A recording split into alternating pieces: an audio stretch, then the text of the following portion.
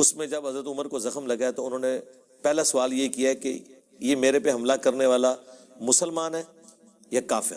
تو بتایا گیا مجوسی غلام ہے، کافر ہے۔ تو انہوں نے اللہ کا شکر ادا کیا کہ میری وجہ سے کوئی مسلمان جہنم میں نہیں جائے گا، کیونکہ ایک مسلمان کا دوسرے کو قتل کرنا جہنم میں لے جانے والا عمل ہے۔ تو یہ بخاری کے اندر ہی موجود ہے کہ وہ مجوسی تھا، یہ اہل سنت نے خود سے نہیں گھڑا، یہ صحیح بخاری کے اندر موجود ہے، کیونکہ آپ بخاری سے قتل کا واقعہ بتا رہے ہیں تو بخاری میں یہ موجود ہے کہ مجوسی تھا۔ دوسرا آپ کا یہ سوال کہ مدینے میں غلام کیا کر رہے ہیں، تو اسی کے اوپر ہی تو حضرت عمر نے کہا تھا کہ میں نے منع کیا تھا کہ ان مجوسی غلاموں کو مدینے میں نہ لاؤ، اور آپ کو پتا ہے اس کے بعد پھر ان کو یہاں سے نکالا گیا جو کافر تھے، کیونکہ حضرت عمر کو خدشہ تھا کہ یہ پرشین امپائر کے گرنے کا بدلہ مجھ سے لیں گے، ظاہر ہے ان کے دلوں میں غم تھا۔ تو غلام آئے ہوئے تھے نا، غلام کے لیے مسلمان ہونا شرط نہیں ہے، ہم کوئی غلام ہیں، ہاں غلام کے لیے مسلمان ہونا شرط نہیں ہے۔ کافر بھی غلام تھے مسلمانوں کے، یہ وہ ہوتے تھے جو جنگوں کے دوران قیدی بنائے جاتے تھے، مسلمان انہیں غلام بناتے تھے، اور ان کی عورتیں جو جنگ لڑنے آتی تھیں وہ مسلمانوں کی لونڈیاں ہوتی تھیں، جو جنگ لڑنے آتی تھی، جو پیچھے علاقوں میں تھی وہ نہیں۔ لیکن کتنے ظلم کی بات ہے، اہل سنت کو جس ہستی سے پیار اور محبت ہے، سیدنا فاروق اعظم رضی اللہ تعالیٰ عنہ، اس کا قاتل، اس کی مزار آج بھی ایران کے اندر موجود ہے، ابو لولو فیروز۔ اچھا جی، جو میرے میں نہیں ہے۔ ابھی آپ گوگل پہ سرچ کریں، آپ کو پورا مقبرہ ملے گا، عالی شان مقبرہ ملے گا، اور پھر اس کے نام سے بہت سارے لوگ فیروزہ بھی پہنتے ہیں۔ کافر بھی تھا، وہ مجوسی تھا، اس کا نام فیروز تھا، کنیت اس کی ابو لولو تھی۔ لولو جو ہے اس کی چھوٹی بیٹی کا نام تھا۔ ایک دن حضرت عمر نے اسے بلایا کہ بھئی ایک چکی مجھے بھی بنا دو، اور اس نے کہا حضرت آپ کے لیے ایسی چکی بناؤں گا جو قیامت تک چلتی رہے گی۔ یہ کہہ کے چلا گیا۔ حضرت عمر نے صحابہ سے فرمایا یہ مجھے قتل کی دھمکی دے کے گیا ہے۔ اس کی ایک ٹانگ ٹوٹی، ایک ایران کا خاتمہ ہو گیا۔ چنانچہ کس نے شہید کیا حضرت عمر کو؟ ابو لولو فیروز، ایک ایرانی غلام تھا حضرت مغیرہ کا رضی اللہ تعالیٰ عنہ۔ اس نے آ کر حضرت عمر سے شکایت کی کہ حضرت مغیرہ جو ہیں ان سے مکاتبت میں کر رہا ہوں، وہ مجھ سے بہت زیادہ پیسے مانگ رہے ہیں۔ مکاتبت یہ تھی کہ غلام طے کر لیتا تھا کہ میں کمائی کر کے تمہیں اتنے پیسے دے دوں گا تو مجھے تم آزاد کر دینا، مکاتبت کہلاتا تھا کہ وہ اتنے پیسے مانگ رہے ہیں، بہت زیادہ زیادتی کر رہے ہیں۔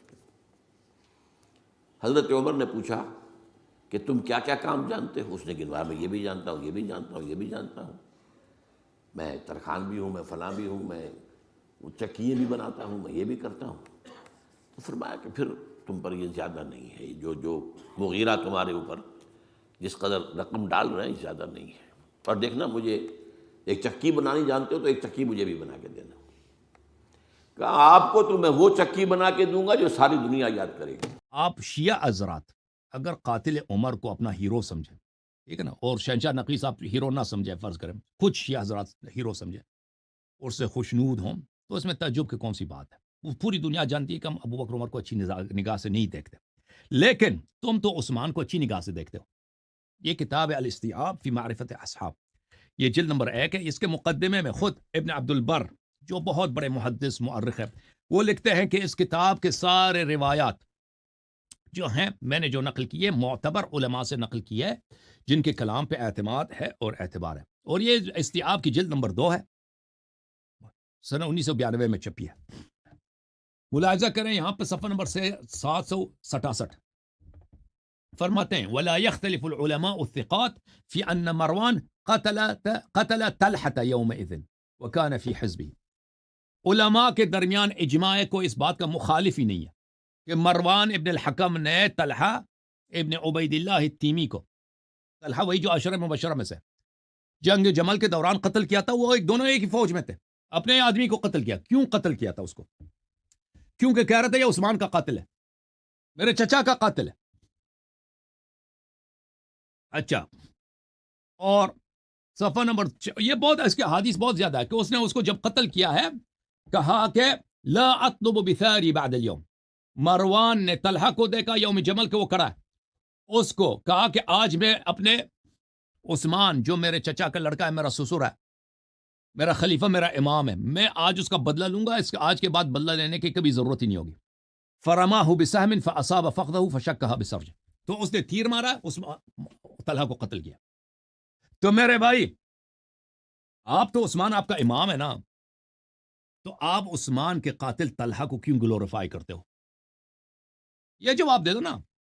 عثمان کے قاتل طلحہ کو، کہ طلحہ اس کو عشرہ مبشرہ کیوں مانتے ہو؟ اور پھر اس کی دلیل کیا ہے کہ اس نے عثمان کو مارا، عثمان کا قاتل مروان ابن الحکم جو ایک صحابی ہے، جو روات بخاری مسلم میں سے ہے، اس نے اسی لیے طلحہ کو قتل کیا کہ عثمان کا قاتل ہے.